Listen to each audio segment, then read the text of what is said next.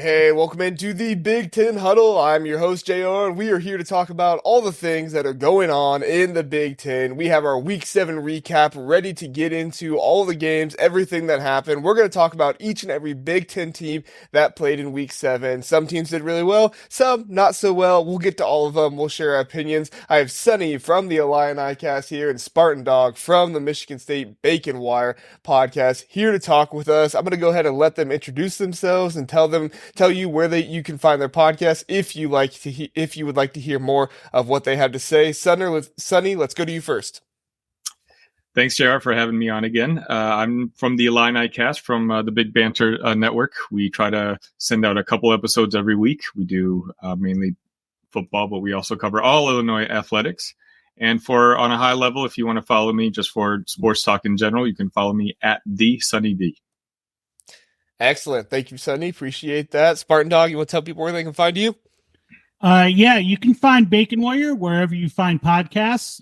You can follow us on Twitter at Bacon Wire. We cover MSU football and basketball. You can find me at Spartan Dog 97. I also follow the Lions pretty closely. So, I've been alive for 26 years. I've been consciously watching football for 19 of them. Not once in those 19 years would I think I ever say the phrase, the Detroit Lions are the reason I'm still sane right now. Wow. God has blessed Detroit with the Lions to keep them sane. So all right, very good. Thanks, Spartan Dog. Appreciate that. We're just going to go ahead and get into the games here. Oh, one last thing.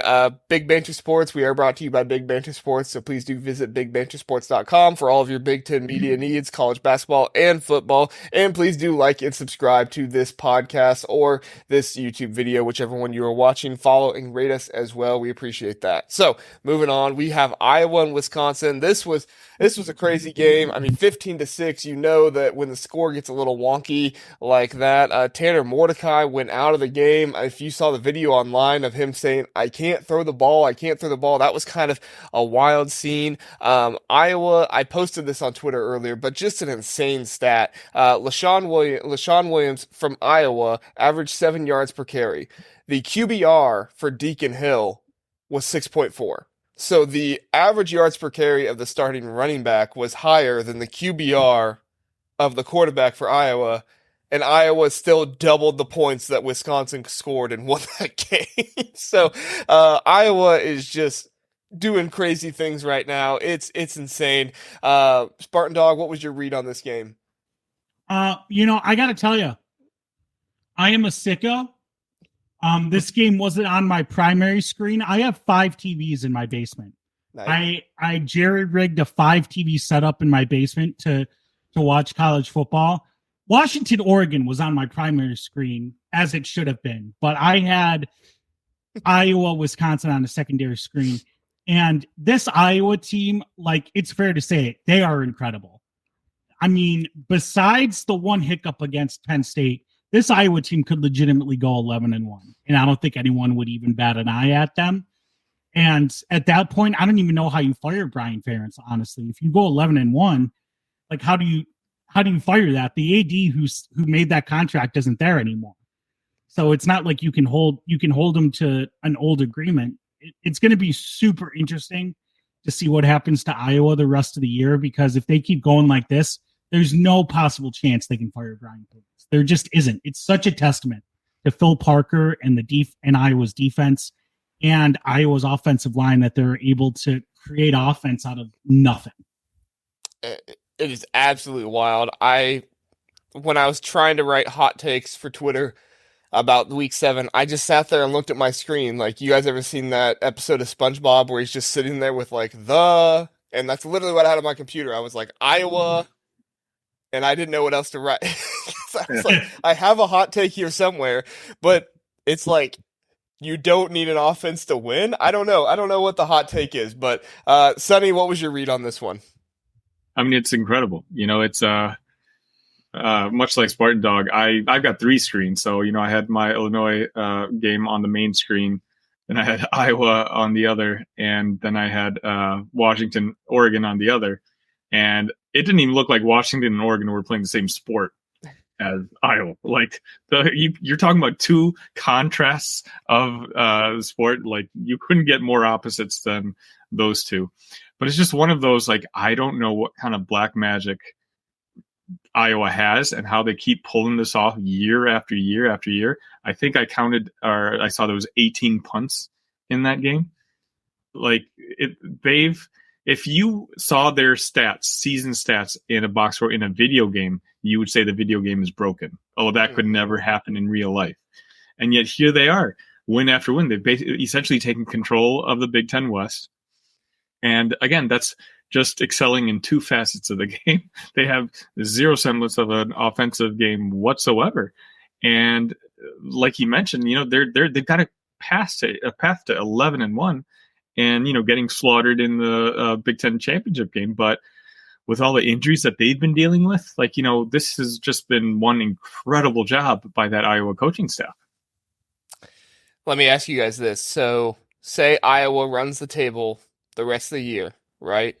Iowa's 11-1, Penn State, Ohio State, Michigan all beat each other. They're 11-1.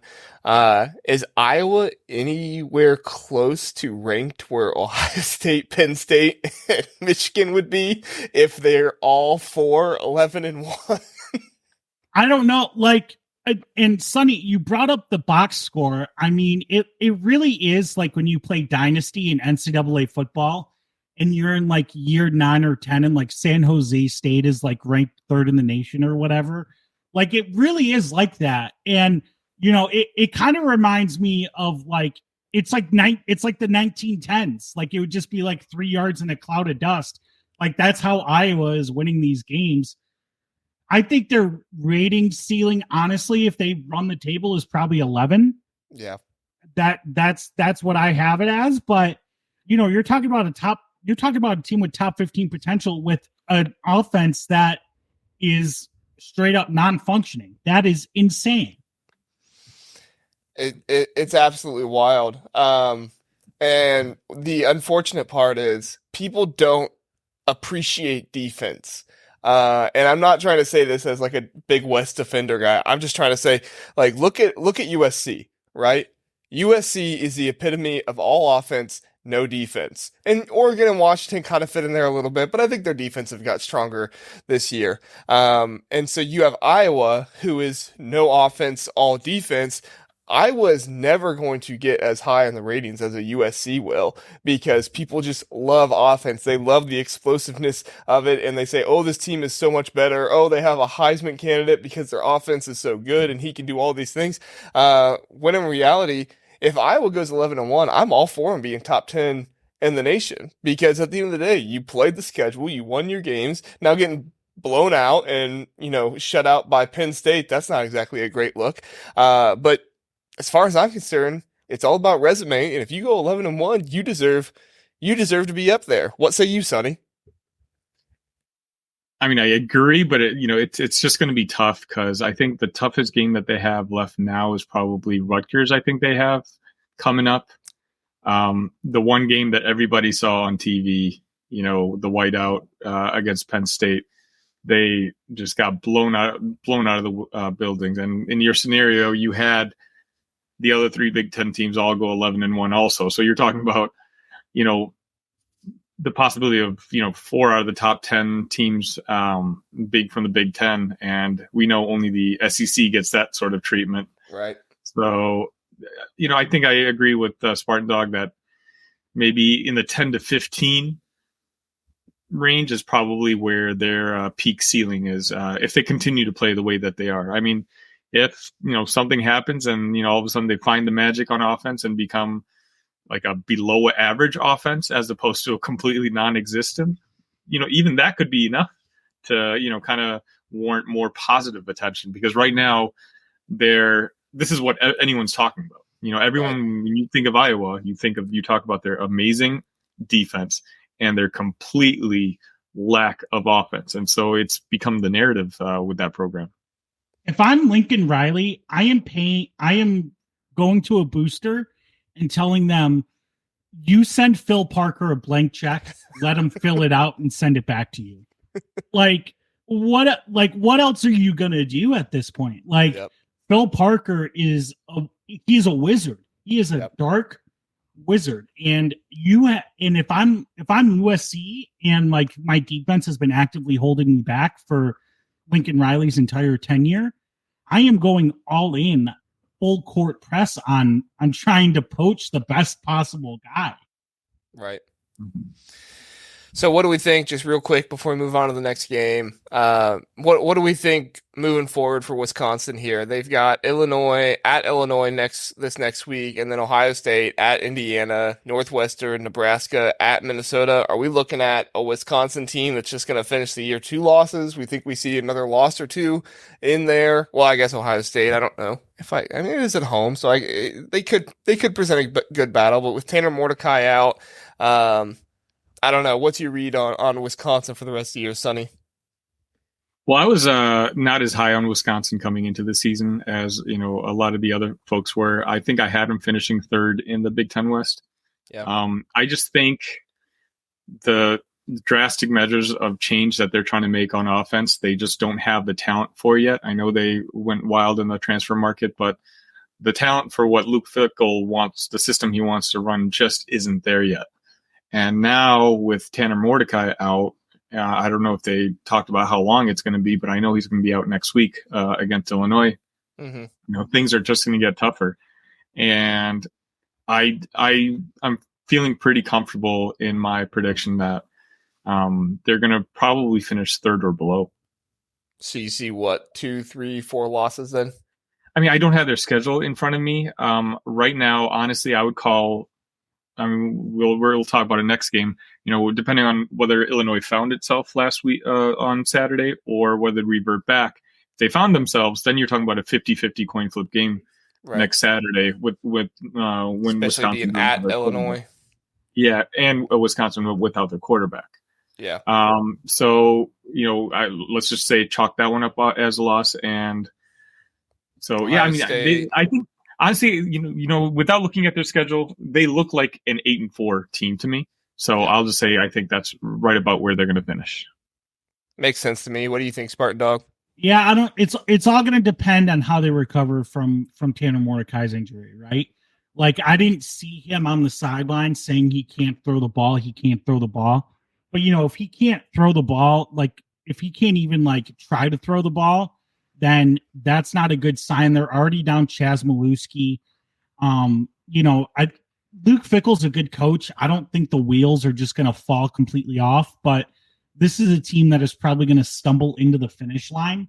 And I could see them maybe dropping a game here that maybe they shouldn't drop, whether that's to a team like Nebraska or Minnesota. I could definitely see something like that happening here coming up. Yeah, that that Minnesota game is at the end of the year. It's at Minnesota. I think that's one that you'll worry about. Illinois, Ohio State, you worry about as well. But you should be able to take care of business against Indiana, Northwestern, and you should be able to do it against Nebraska. But we'll see. So, all right, good thoughts there. Let's move on to the next game. Illinois at Maryland. Illinois beats Maryland. I know Sonny is thrilled about this, ready to talk about it. Illinois wins 27-24. Close game. It was a burner. Sonny, what'd you think about this one? It's just nice to, this is my 3rd time on the show, and every other time I just came on fuming through the years, just with a sad face on, trying to describe what went wrong. And the complete opposite happened this past Saturday. It was the Illinois team that we've been waiting for all season showed up. Brett Bielema ball was, clearly evident. We ran the ball. We had our top 2 running backs out with injuries, and yet we had, Caden Fagan, freshman running back, 6'3", 250 pounds, just continue to plow through the defense, wear them out. That establishing the run game, which is what we've been lacking the entire season up until this point, allowed Luke Altmaier to run the RPOs effectively, and he got some long rushes himself. Our offensive game plan was nice. Like we spread it out between our top 3-4 receivers. I think they all each had 4 catches each. Isaiah Williams finally had his first touchdown of the season, which we've all been waiting for. He's been leading the conference in receptions and receiving yards, but he hasn't been able to get in the end zone. This was just a game where, I've got a pretty friendly relationship with the Turtleheads now. We both agreed that Illinois just looked like the better team on Saturday. And, outside FAU, we really haven't had that happen.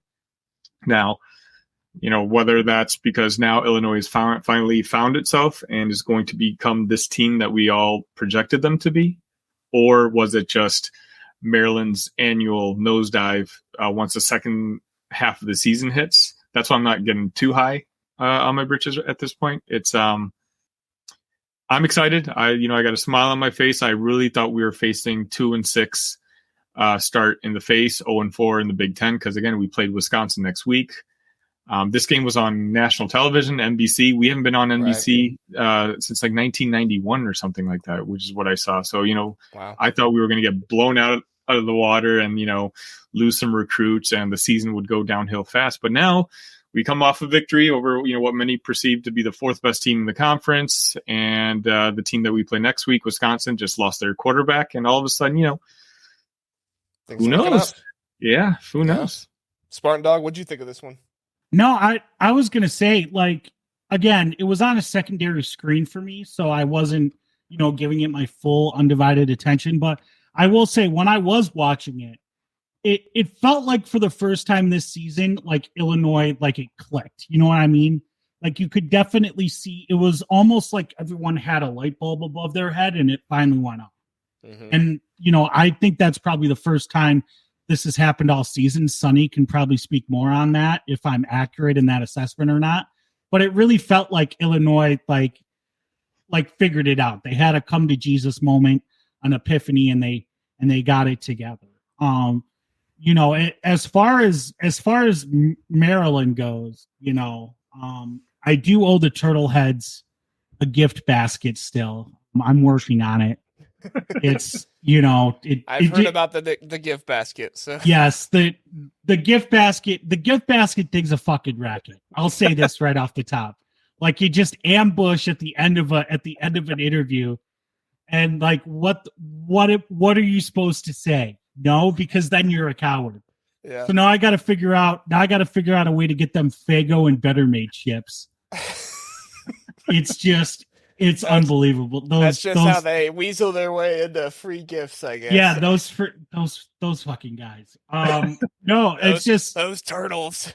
Yeah, no, it's just like, it's same story, same rhyme, different verse for Maryland, it feels like, right? I mean, calendar hits October and all of a sudden Cinderella turns into a pumpkin. So, let's see if they can recover, but it was just one of those games, I mean, Maryland kind of had it all through the first half. I thought they looked okay. I thought they were doing well. And then it was like right after halftime, Illinois just looked like they were taking it and running away with it. There's a little bit there, in between, because they scored a touchdown at the end of the third quarter. So maybe there was a little bit of question there, but Illinois, they looked like the better team, like you said there, Sonny. So interesting game. All right, let's talk about the next one. And I don't know how much we'll have to say on this one, other than Michigan is really good and Indiana is really bad. Michigan beats Indiana 52-7. It was a little close. It was a little interesting there at the beginning, but at the end of the day, JJ McCarthy, Blake Corum, the backups were all just too much for Indiana. Spartan Dog, what was your read on this one? I mean, I don't know. Michigan's a buzzsaw this year. It's just, they're a buzzsaw. They haven't played anybody, but the nobodies they've played, they've treated like nobodies. I don't know, what else there is to say. You can only play who's in front of you, and they mowed down everyone in front of them. So, well, and I actually feel like the beginning of this game was kind of good for Michigan because they've not really faced any adversity. Yeah, you could say JJ throwing his 3 picks in Bowling Green was some adversity, but I don't know if that game was ever questioned because the defense was just so lights out in that one. And I don't think this one was ever in question either, but you still, Michigan went down for a little bit this game. Their first 2 drives produced like -6 yards or something like that. So at the end of the day, if you're watching it, you're probably, pulling your hair out if you're a Michigan fan saying, just win, go win the game. You're better than them. But at the end of the day, I think it might have been better for Michigan to have a game like this. Sonny, what'd you think?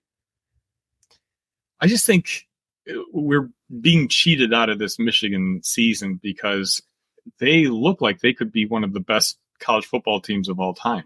Yeah. I think I saw a stat like they're the first team to go something like their first 8 games with scoring 30 and allowing under 10. They still, up until now, their defense has not been in a first and goal situation. That's just mind-boggling to me. But they haven't played anyone yet.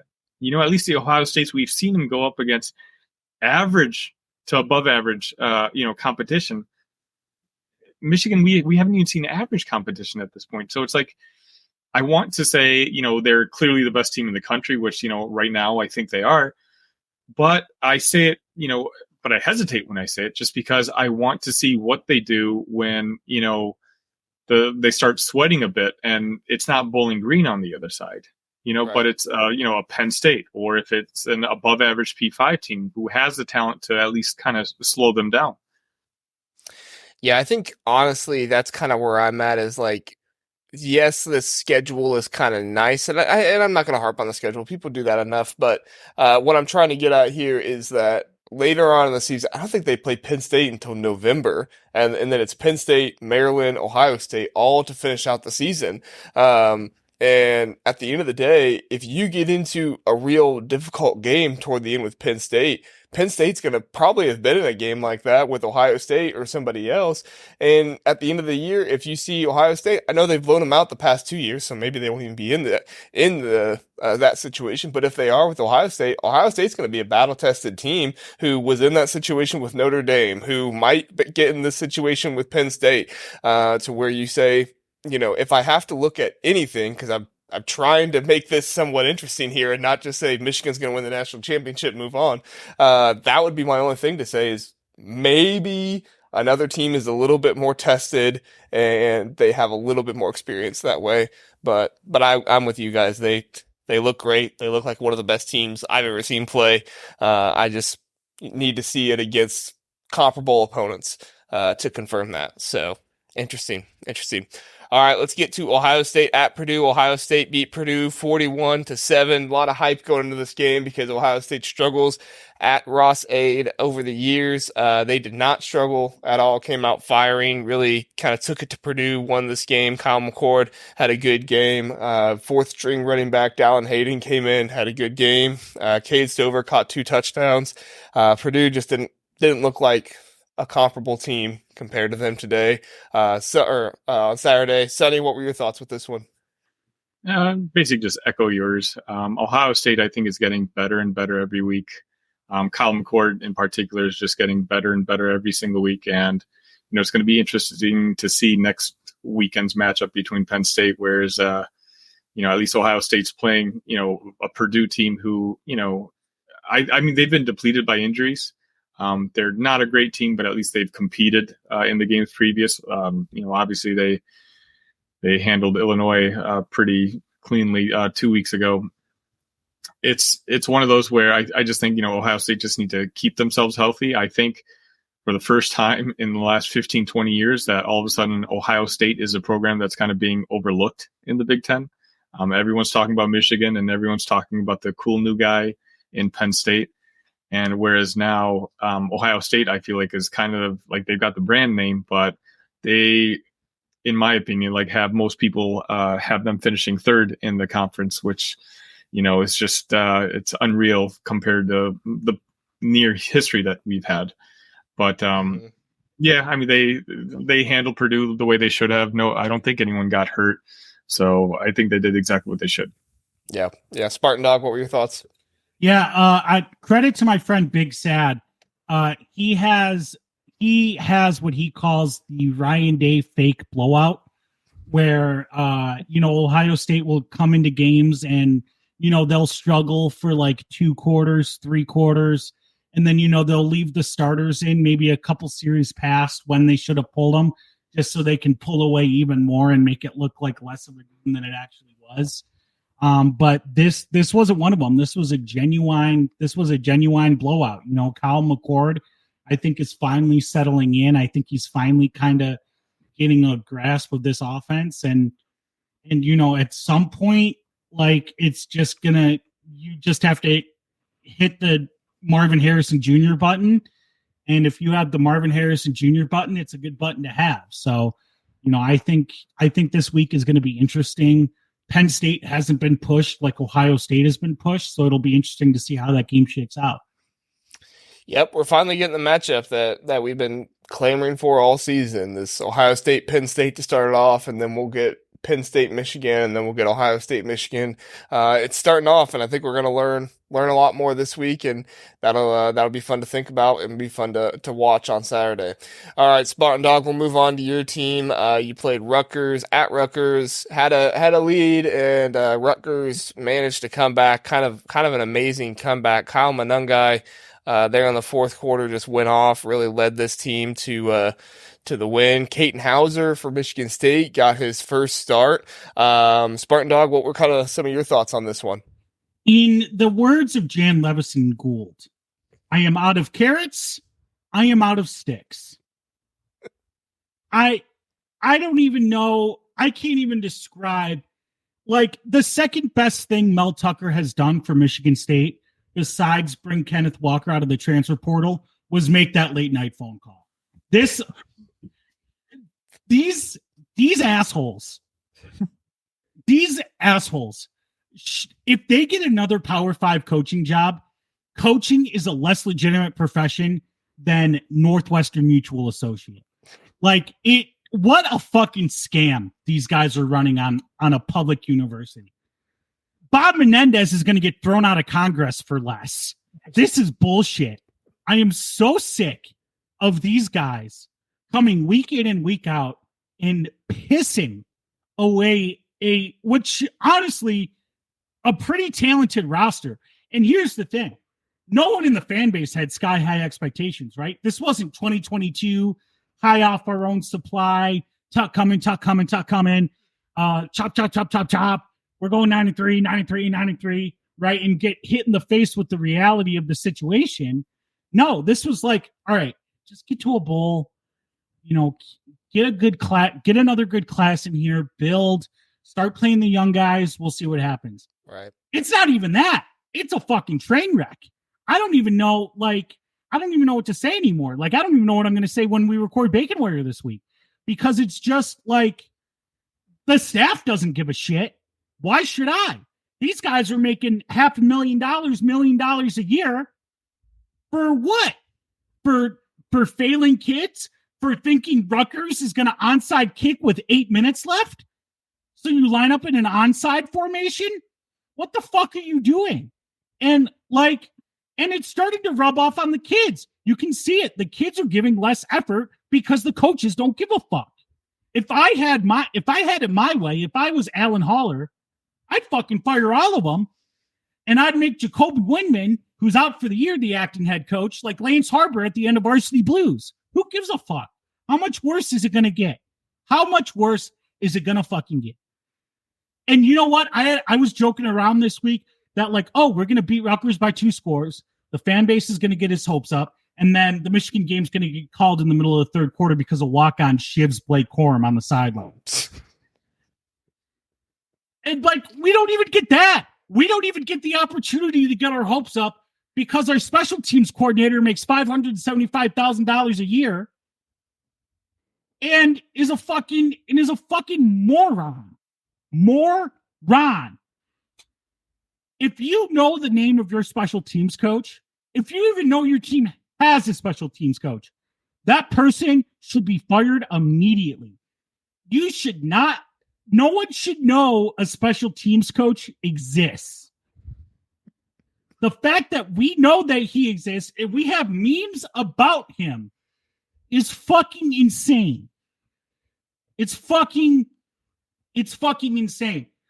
Like, you're letting the kids down and the kids are quitting. And if I was a kid, I'd fucking quit too. Because these guys don't know shit. You're running quarterback sneaks with the stick figure. You finally have a guy with some meat on the bones, and you're fucking not doing that? You're going to run a delayed handoff? Are you fucking kidding me? Fuck off. Fuck this entire coaching staff. I will be rooting against them the rest of my life. If I ever see the name of any of these motherfuckers show up on a TV again, they're fucking losers. And the worst fucking part, JR, was that, you know who the color commentator for this game was on the Big Ten Network? Was it Jake Butt? It was Matt fucking Millen. Oh. If you know anything about Matt Millen in his professional career before broadcasting, it was like getting your dick chopped off and then having salt poured in the missing dick hole. Unbelievable. It was just like it's like Murphy's Law this season. It's fucking bullshit. I'm so fucking sick of this. Get me to basketball. Fucking please. Tom Izzo, save us. I'm very glad that we could provide this opportunity for you. Yeah, get a drink there, Spartan Dog, to get that off your chest. I'm with you, Spartan Dog. I said this when Harlan Barnett took the job. I said either two things. Harlan Barnett is one of two things. Either he is one of those Michigan State lifers that just like has always loved the university. He's going to get this job and finally show what he can do. And he's not going to be anything amazing, but he's going to rally this team together and they're going to be able to produce something and at least look like a competent team who wants to work together. Or we're going to find out exactly why Harlan Barnett has never become a head coach ever in his long coaching career.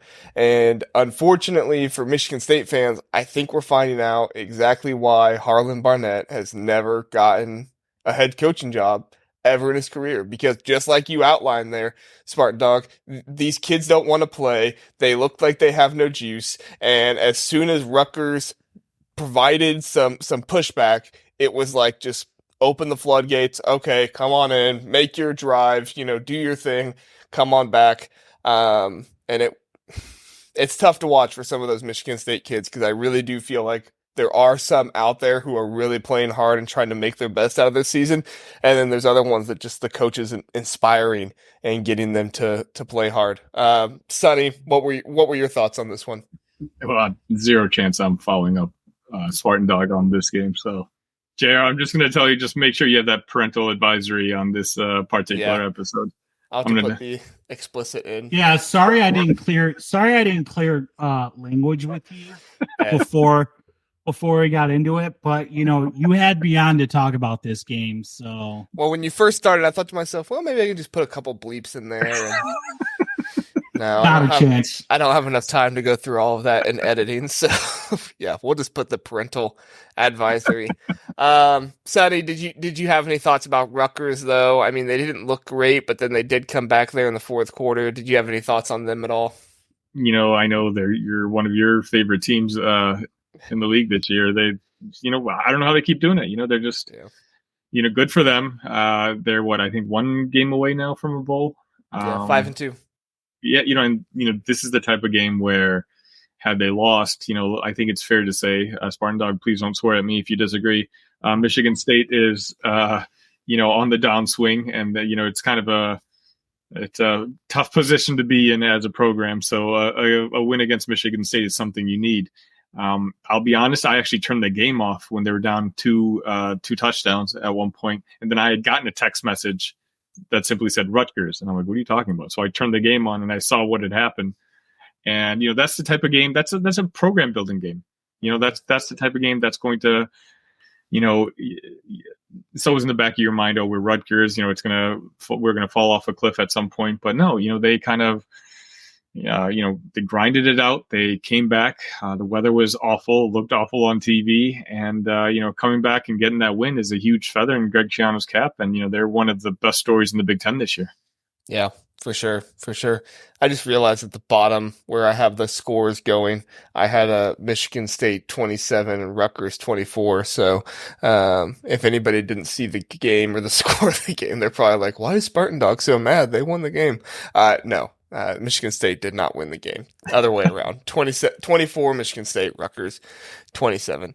All right. You got any more final thoughts that I need to bleep out or anything there, Spartan Dog? I'll just say this. Katin Hauser, it was, I don't know what more you can ask of a guy making his first start on the road. Watching him, it's like, what the fuck was the coach looking? What the fuck were the staff looking at when they named Noah Kim the starter? No offense to Noah Kim, but like he's not a Big Ten starting quarterback like Katin Hauser. Is Kim younger? Kim is older. Kim is a redshirt junior. Okay. Hauser is a redshirt sophomore. Okay. Or redshirt freshman. So it's just like, you have a guy who didn't recruit, who's been in the system since day one, has not made, tremendous strides. The word out of camp all summer was that Katin Hauser is just running through everyone in the scrimmages, and Noah Kim has the edge in practice. And they named Noah Kim the starter, and against Power 5 competition, he's more or less a wet napkin. Katin Hauser, like the fact he's not starting from week one, again, second best thing Mel Tucker ever did for this university was make that phone call. Mm-hmm. I can't even understand. Like I feel like I owe him a thank you basket. I might give him a couple an OnlyFans gift card or something, because I mean, at this point, shit. Some great commentary there on Michigan State. We'll move on to Penn State for their game. If you like seeing, like those crime shows where they actually show you the murder scene and the person screaming and the other person just like delighting in the murder, you really liked watching Penn State and UMass, because this was just absolute beat down. I'm just going to read you guys the drives really fast, the scoring drives, okay? 3 plays, 3 yards. Well, never mind, not 3 plays. Daquan Harding, 56-yard punt return touchdown to start the game.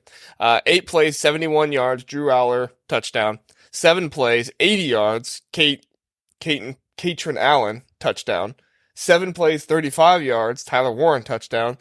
5 plays, 51 yards, Theo Johnson, touchdown. 8 plays, 54 yards, Theo Johnson, touchdown. Daquan Hardy with another 68-yard punt return touchdown. 4 plays, 49 yards, Trey Potts, touchdown. And then 5 plays, 80 yards, Boo Pribula, I don't even know how to say his last name, 31-yard run for him, touchdown. Penn State obliterated them. UMass never had a chance. Sonny, you have any thoughts at all?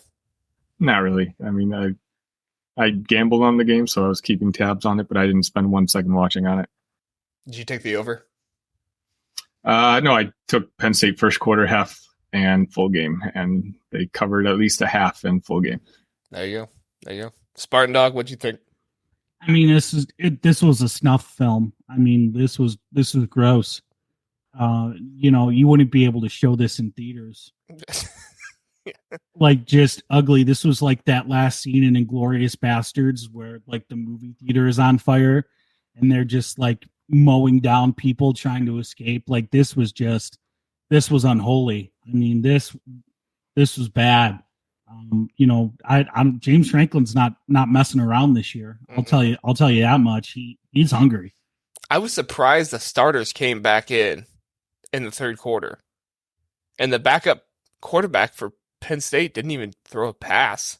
Yeah, it's funny. ESPN gives you like that win probability chart. I'm sure you've seen it when like teams lose and it spikes one way. It was 100% the entire time.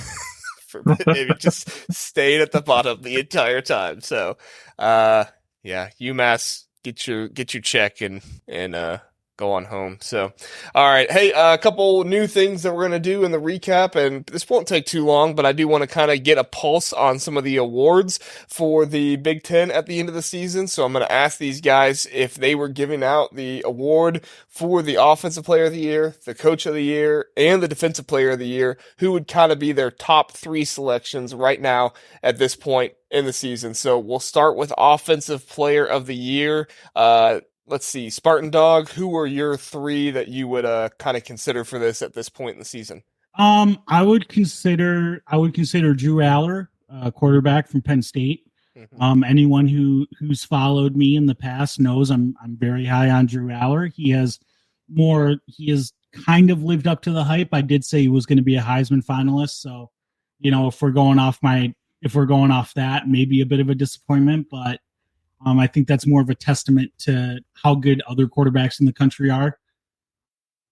Marvin Harrison Jr. from Ohio State, obviously, like if there's an award for just being a decoy, like that's what he would win. Like he takes up so much game planning from defenses. It just opens everything else up. Like, right. So that's something. And then, JJ McCarthy, he's looked much improved. I think he's improved his NFL draft stock a ton. Mm-hmm. This season, he's making pro throws. He's making pro reads. So, right. Yep. I agree. Those are the top three I have as well. Sonny, who were your top three? That was my three. Really? Yeah. So exactly in that same three. order is Drew Allar 3, Marvin Harrison 2, and then JJ McCarthy 1? I have McCarthy, Allar, Harrison. Harrison. Is that just because Harrison's a wide receiver? Yeah, well, I mean, Harrison obviously clearly is the best receiver in college football, but for me, it's like McCarthy, just what Michigan is doing. We're talking about, I kind of looked at it in the sense of offensive player of the year, Heisman, McCarthy, I took him at like 22-1 last week and he's jumped up to like 10-1 now. McCarthy was my number one for that reason. Allar, obviously he had a lot of publicity coming into the season for the most part. He's been living up to it. And Harrison, I guess I'm just waiting for that one Marvin Harrison game, right, where he just goes off for 240 yards receiving. And then he could shoot up my list, but for now, he's got to settle for 3. Yeah, for sure. For sure. All right, let's do Coach of the Year. Coach of the Year, Sonny, let's start with you on this one. Who would be your top 3? I have to, this might be, I don't know if this is a surprise or not, but I think my clear top is Kirk Ferentz. What he's done with Iowa without now their starting quarterback is out. Their top 3 tight ends are out. Their top 2 pass catchers are out. Their top 2 running backs, I believe, are out. Like there's literally only one way that this team can win, and they keep doing it. It's one of those where I marvel at what he's been able to pull off this year. And I think he's my clear number one, especially with them potentially being on their way to 11-1. Mm-hmm. Number 2, I'll go with Greg Schiano. Again, I think Rutgers is the Cinderella story of the Big Ten. The one that I'm kind of, there's no one that's rooting against Rutgers. I think that's just about impossible. And the other one, Chris Wilde from the Ohio podcast is rooting against Rutgers. Oh, is that right? Okay. He is a Rutgers hater. He came on the podcast, told all the Rutgers fans that he hates Rutgers. So yeah, that is their one enemy if they have one. Well, I've been corrected. And third, I'll just say Jim Harbaugh, just because again, this Michigan team might be the best college football team I've seen. Like I'd put them right up there with that LSU team from a couple of years ago. From what I've seen so far. Yeah. Yep. Spartan Dog, what do you think? First place, I have Greg Schiano. Like Sonny said, I mean, Rutgers is probably the story out of the Big Ten this year. I mean, the on the field story, obviously, like we all know what the off the field story is, whatever. But no, the job Schiano's done in his second tenure there. I mean, it's almost as impressive as the first time.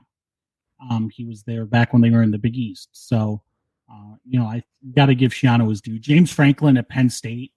I would have him in second. Just any test they've had so far this year, they've passed. Whether that was West Virginia in the opener or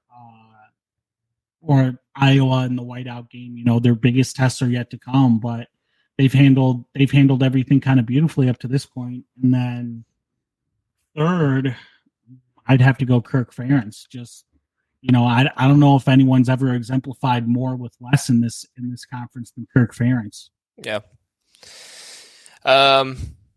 So I posted on Twitter my full 14 surpriser. Tom Allen is at the bottom, which it was hard to choose between Tom Allen and Harlan Barnett. They both are awful for the bottom slot. But my top 3 were Greg Schiano number 1, Jim Harbaugh number 3, and then Mike Locksley number 3. I had Kirk Ferentz at 6. I got a lot of mad Iowa fans. I'm not going to read their tweets because some of them were just stupid and said, "You're an idiot. You don't know anything about football." And here's what I would say to them.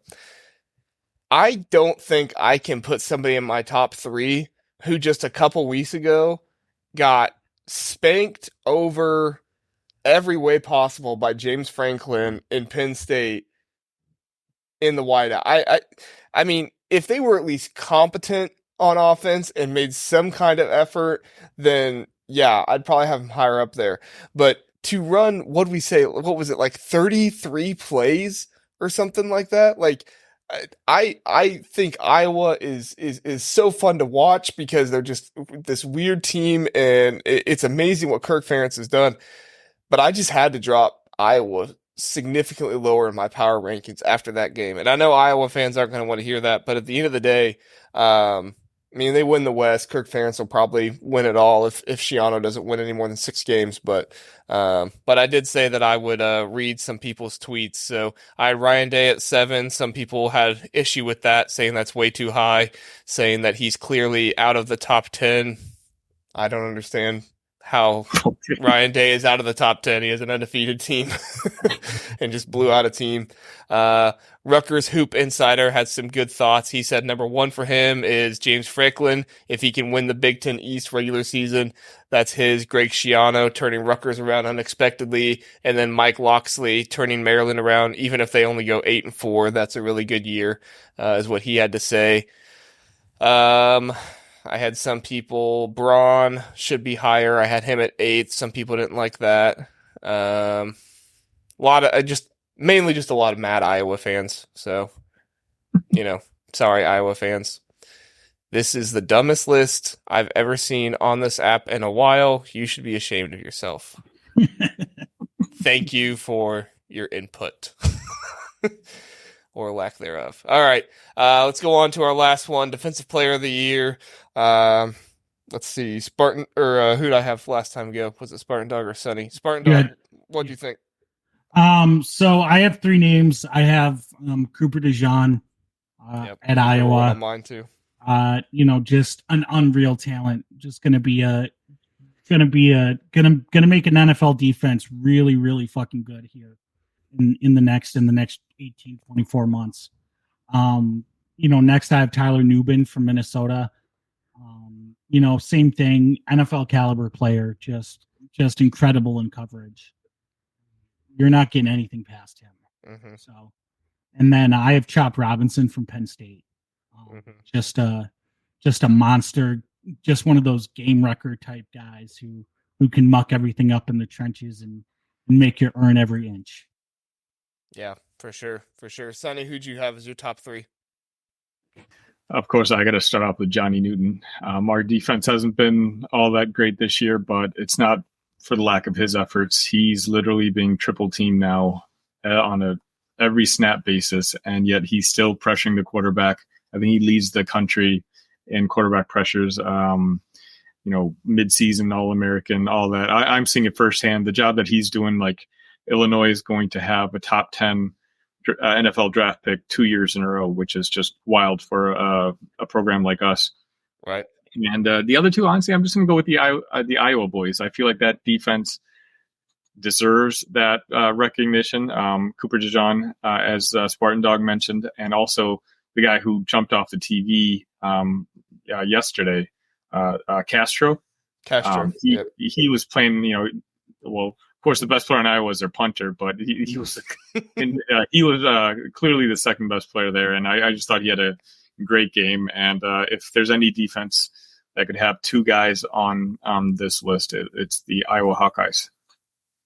Yeah, and don't sleep on Jay Higgins too for Iowa. He has put together a bunch of sacks. Now, of course, Iowa's defense, they do play against like 80 to 90 plays a game typically. So that does kind of inflate his tackle numbers, but he's got a ton of tackles and he's all over the place getting there and making those plays. So the fact they play so much makes this season even more impressive, honestly, for a big fella to be able to have that kind of endurance to not take plays off and be in the mix every single play. I mean, that's even more of a compliment to him, honestly. For sure. And that's And that's where I've gone with Cooper DeJean all season. I don't think Cooper DeJean has moved off my number one defensive player of the year power rankings all season, because even when he has a game where he lets up, catches, it's like, well, yeah, he's in coverage for, 60 snaps a game. Of course he's going to let up at least some. I had a Penn State fan telling me, Lambert Smith absolutely cooked him and he did nothing. He had 2 catches for 28 yards against him. Like, to me, that's pretty good when you're playing 60 coverage snaps a game. So yeah, Cooper DeJean and Sebastian Castro, he's really, really good too. So it's hard to take anything away from that Iowa secondary at all. What do you guys think? Who would you take better secondary, Penn State or Iowa? I would honestly just take Iowa because we have the bigger sample size on Iowa, right? I mean, they've been out there, they got cooked against Penn State, but that was just a matter of their offense did them no favors. They were out there, and if you're out there against a team like Penn State that much, they're gonna hit shots. Like, that's just what it is. Yeah. You give someone enough time and you give them enough opportunities, they're gonna find ways to beat. The fact that it wasn't worse I think is a testament to their defense, given how ineffective their offense was. For sure. What do you think, Sonny? Penn State or Iowa secondary?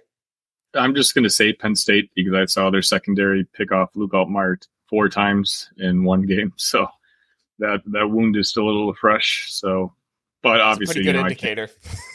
I can't say enough about the Iowa defense. Yeah, for sure.